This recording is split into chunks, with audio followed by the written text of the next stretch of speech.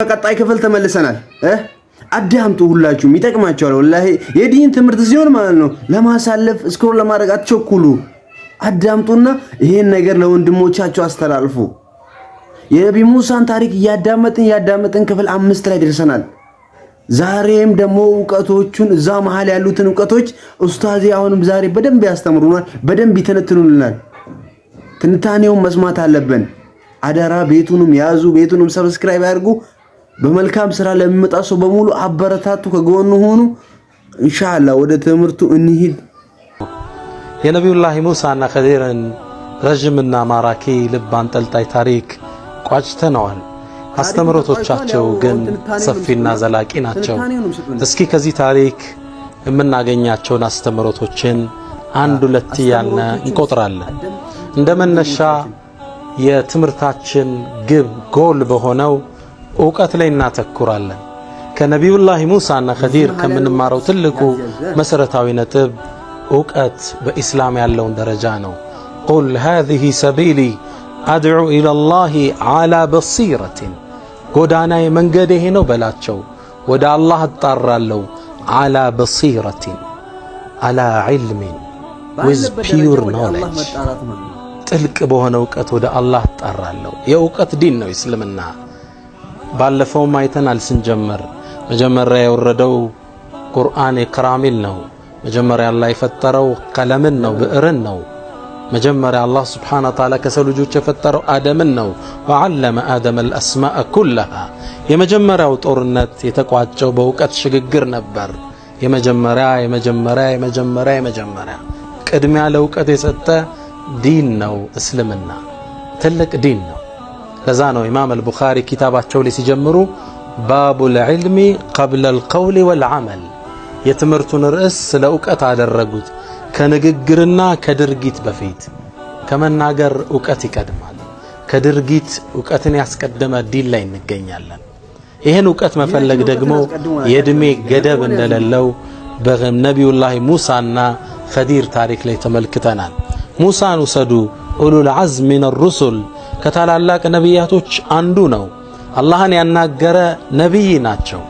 ከዚህ ሁላ ጋር ግን ዕውቀትን ለመፈለግ ሲንቀሳቀሱ እናያለን። ረሱሉል ሁዳ ሰለላሁ ዐለይሂ ወሰለም ዕድሜያቸው እኮ 53 ካለፈ በኋላ ነው ወቁል ረቢ ዚድኒ ዒልመን ያሉት። ጌታዬ ዕውቀትን ጨምርልኝ በል የተባሉት እኮ ዕድሜያቸው 53 ካለፈ በኋላ ነበር። ዕውቀት የዕድሜ ገደብ የለው። አረጀን እንደ አዲስ ተጅዊድ መቅራት እንችላለን። ባለፈው አላየንም እንዴ? በ82 ዓመቷ ቁርአንን የሐፈዘችው ግለሰብ ትልቅ ሴት ተመልክተናል። ድህረ ገጾች አስደምመውናል። ዕውቀት የዕድሜ ገደብ የለውም። ይህን ነው ከነቢዩላህ ሙሳና ኸዲር የምናገኘው ትልቁ ትምህርት። ሌላኛው ዕውቀትን ለመፈለግ መድከም፣ መንገላታት ይፈልጋል። ነቢዩላህ ሙሳ ከዩሻዕ ከሚባለው ያወጣቱ ጋር ረጅም ጉዞ ተጉዘዋል። በጣም ከመድከማቸው የተነሳ ምን አሉ? ለቀድ ለቂና ሚን ሰፈሪና ሃዛ ነሰባ፣ በዚህ ጉዞአችን ላይ ድካም አግኝቶናል አሉ ሰይድና ሙሳ ዓለይሂ ሰላም። ደክመዋል። እንደገና ኸዲርን ፍለጋ ተመለሱ። ፈርተደ ዐላ አታሪሂማ ቀሰሳ፣ ከዛም ከኸዲር ጋር ተገናኙ። ሌላ ረጅም ጉዞ ፈንጠለቃ፣ ረጅም ጉዞ በየብስ በባህር ወደ ተለያዩ መንደሮች ረጅም ጉዞ ይፈልጋል ዕውቀት። ለዛ ነው ዑለማዎቻችን የሐዲስ ደረጃ የሚሰጡት የሐዲስ ምሁራን ረጅም ጉዞን መጓዝ የሐዲስን ትክክለኛነት እንደማረጋገጫ መስፈርት አስቀምጠውታል። ሲሐቱል ሐዲስ ከሚመዘንበት አንድ ውስጥ ምን ያህል ተጉዟል ዕውቀትን ፍለጋ ተብሎ። አገር ውስጥ ጨረስነ ስኮላርሺፕ መጓዝ አለብን። ዕውቀት ምን ይፈልጋል? ድካምን ይፈልጋል። ሌላው ዕውቀት ትልቅ ወኔን ይፈልጋል። ይህን ነው ከነቢዩላህ ሙሳ ታሪክ የምንማረው። ምን አለ?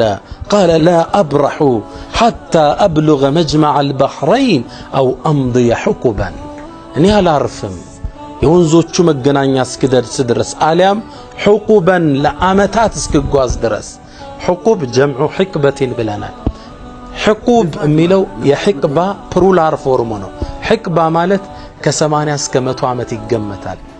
ለ100 ዓመታት እስክጓዝ አልያም እዛ እስክደርስ ድረስ አልቆምም አሉ።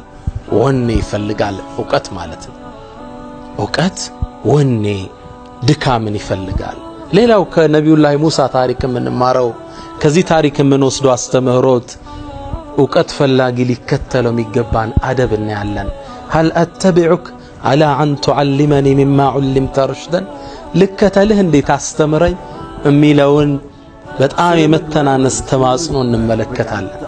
ዕውቀት ፈላጊ ተናናሽ ዝቅ የሚል ሊሆን ይገባዋል። من علمني علما صرت له عبدا አንዴት ዕውቀት ያስተማረኝ የእርሱ ባሪያ ነኝ ይላሉ ሰለፎቻችን። ለዑለማዎቻችን ክብር ሰጠን ዕውቀትን ልንፈልግ ይገባል። ሌላው ከዚህ ታሪክ የምንማረው ከዕውቀት ጋር ተያይዞ የምንማረው ዕውቀት አኺራ ላይ የሚጠቅመን ማህበረሰቡን ለመለወጥ የሚያገለግለን መሆን አለበት። ለዛ ነው ነቢዩላህ ሙሳ አለይሂ ሰላም ሚማ ዑልምተ ሩሽደን ከተማርከው ትምህርት ቅናቻን ያዘለውን ታስተምረኝ ዘንድ ልከተልህ ይላል። ሩሽደን የሚለው ተምይዝ ይባላል። ዛ ሩሽድን መልካሙን ነገር ጥሩውን ታስተምረኝ ማለት ነው። አንድ ሰው የሚማርበት ጎል ሊየኩነ ረሺደን ወራሽደን የተቀና ሆኖ ሌሎችን ለማቅናት ራሱን ለውጦ ሌሎችን በመለወጥ ንያ ነው መማር ያለበት። የመማር ዓላማው እሱ። አንዳንዱ በጣም በሚያሳዝን ሁኔታ የሚማረው ሌላውን ለማውገዝ ነው።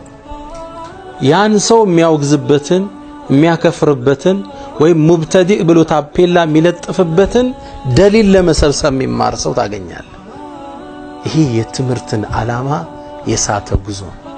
ሚማ ዑልምተ ሩሽደን አንድ ሰው የሚማረው ሊየኩነ ረሺደን ወራሽደን ራሱን ለውጦ ሌላውን ሊለውጥ ራሱን ጠቅሞ ሌላውን ሊጠቅም ይሄ ነው የመማር ጎሉ ሆኖ የምናገኘው።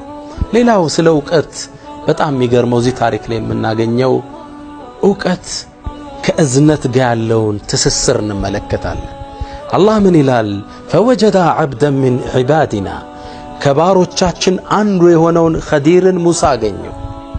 አተይናሁ ረሕመተን ሚን ዒንዲና ከኛ የሆነን እዝነት የሰጠነው ወዓለምናሁ ሚን ለዱና ዒልመን ከኛም ዘንድ ዕውቀትን ያስተማርነው። አተይናሁ ረሕመተን ሚን ዒንዲና ወዓለምናሁ ሚን ለዱና ዒልመን እዝነትና ዕውቀት። ዕውቀት የአላህ እዝነት ከሌለበት ደማሩን ወሀላክ ሜስ ነው የሚፈጥረው፣ ጥፋትን ነው የሚወልድ። እስኪ የዘመኑ ቴክኖሎጂ ለሰው ልጆች ምን እያመጣ ነው ብላችሁ ተመልከቱ።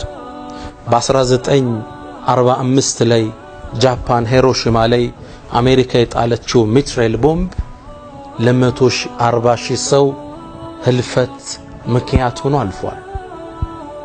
ሙዚየማቸው ላይ አስቀምጠውታል። ታሪካቸውን ሲተርኩ ያኔ ሰማዩ ጥቁር ደመናን አዘለ ይላሉ። ቆይቶም ጥቁር ዝናብ ዘነበ ይላሉ። ያኔ የወረደው ቦምብ ቅሬቱ እስከ ልጅ ልጆች ድረስ እስቲል በሽታው እየተላለፈ እናገኘዋለን። እንግዲህ እኮ 1945 አሁን 2016 በርካታ ዓመታት አልፈዋል። 70-80 እስቲል ቅሬቷል። ዕውቀት የአላህ እዝነት ከሌለበት ጥፋትን ነው የሚወልድ። በዘመናችን እኮ የደም ነጋዴዎች አሏል። ሁለት ሀገር ያጋጩና መሳሪያ አምርተው ይሸጡላቸው። የኸዲርን ዕውቀት ተመልከቱት። ረሕማ የተሞላበት ዕውቀት ነበር። ለዛም ነው መርከቢቷን ከመዘረፍ በግዴታ ወላጆችን በልጆቻቸው ሰበብ ከመጥመም ያ የየቲም ንብረት በንፉጋ ማህበረሰብ ከመዘረፍ ያዳነ ሰበብ ዕውቀት ያስፈልጋል ማለት ነው። የአላህ እዝነት ሲታከልበት መልካምን ነገር ይወልዳል። አላህ እዝነቱ የተሞላውበትን ዕውቀት ይስጠን። ስለ ዕውቀት ነው ብዙ የተማርነው። ጠንካራውን ያስፈልገናል። ትልቁም የትምህርት ማጠንጠኛችን እሱ ነው። ጥልቅ ወኔ ሐሳብ ሊኖረን ይገባል ለዕውቀት። ስለ ዕውቀት የበለጠ እናያለን።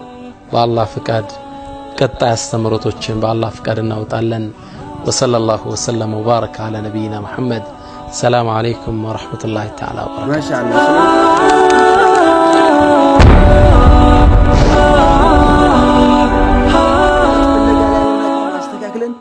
በቃ ዲናችን በሚያዘው መንገድ ማለት ዕውቀትን እንፈልግና ለትውልድ እናስተላልፍ።